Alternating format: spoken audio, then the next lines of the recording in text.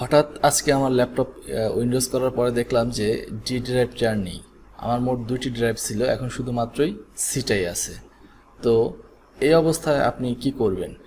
যদি আপনার কম্পিউটারে যখন আপনি সেট আপ করবেন, আপনার কম্পিউটার সেট আপ করার পরে যদি আপনি দেখেন যে ড্রাইভ একটি আছে মাত্র, আর ড্রাইভগুলি নেই, যেহেতু সবারই কম্পিউটার আছে তো সবাই এই ভিডিওটি দেখলে উপকৃত হবেন, কারণ আপনার জীবনে এরকম মুহূর্ত আসতে পারে।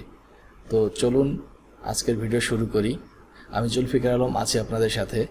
তো ভিউয়ার্স, আপনি যদি আমার চ্যানেলে নতুন হয়ে থাকেন তাহলে অবশ্যই আমার চ্যানেলটিকে সাবস্ক্রাইব করে রাখবেন এরকম আরও ভালো ভালো ভিডিও পাওয়ার জন্য।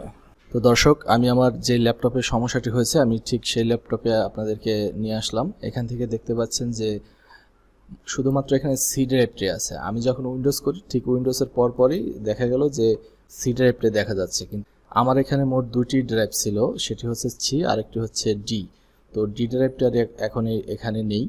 তো ডি ড্রাইভটা আপনি কীভাবে আনবেন সেটি আমি দেখাচ্ছি। সবার আগে আপনি যেটা করবেন, ডেস্কটপে যাবেন, ডেস্কটপে গিয়ে দিস পিসি এখানে ক্লিক করবেন, রাইট বাটন ক্লিক করবেন, রাইট বাটন ক্লিক করে এখানে ম্যানেজে ক্লিক করবেন। ম্যানেজে ক্লিক করার পরে আপনার সামনে এই উইন্ডোজটি ওপেন হবে। তো এখান থেকে আপনি নিচে গিয়ে দেখবেন যে ডিস্ক ম্যানেজমেন্ট, এখানে ক্লিক করবেন।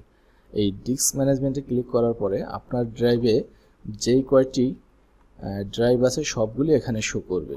তো আপনি দেখতে পাচ্ছেন এখানে 62.97 জিবি এই ড্রাইভটি হচ্ছে ডি। তো এটি আমার কিন্তু এখানে দেখা যায়নি। তো এটি দেখার জন্য আপনাকে কি করতে হবে, তো আপনি এটার উপরে রাইট বাটন ক্লিক করবেন। রাইট বাটন ক্লিক করার পরে আপনি এই যে change drive letter and path, এটাই ক্লিক করবেন। ক্লিক করার পরে আপনাকে যেটি করতে হবে, এখান থেকে অ্যাডে ক্লিক করবেন। অ্যাডে ক্লিক করার পরে আপনি দেখতে পাচ্ছেন এখানে কিন্তু এটি ডি ড্রাইভ। আপনি চাইলে অন্য যে কোনো ড্রাইভ দিতে পারবেন যদি ওই নামে কোনো ড্রাইভ না থাকে। তো আপনি এখান থেকে শুধু ডি ড্রাইভটা সিলেক্ট করবেন। সিলেক্ট করার পরে ওকে দিবেন। জাস্ট এইটুকু আপনার কাজ। এখন দেখতে পাবেন যে আপনার ডি ড্রাইভটি কিন্তু এখানে কর্নারে শো করছে। তো আমরা মাই কম্পিউটারে যাব, এই যে এখানে এসে আমরা দেখতে পাচ্ছি যে এখন কিন্তু ডি ড্রাইভটি এখানে আছে। তো এটি ব্যবহারের জন্য আপনাকে কী করতে হবে, ডাবল ক্লিক করে ওপেন করতে পারেন, অথবা আপনি চাইলে এটিকে ফরম্যাট করে নিতে পারেন। তো এটিকে ফরম্যাট করে নেওয়াটাই বেস্ট। আপনি এখানে গিয়ে আপনি এখানে একবার রিস্টোর ডিভাইস এখানে ক্লিক করবেন। ক্লিক করার পরে ফরম্যাট দিয়ে দিবেন ডিফল্ট সিস্টেমে। স্টার্টে ক্লিক করবেন, ওকে। এই যে আমাদের কাজ কিন্তু শেষ।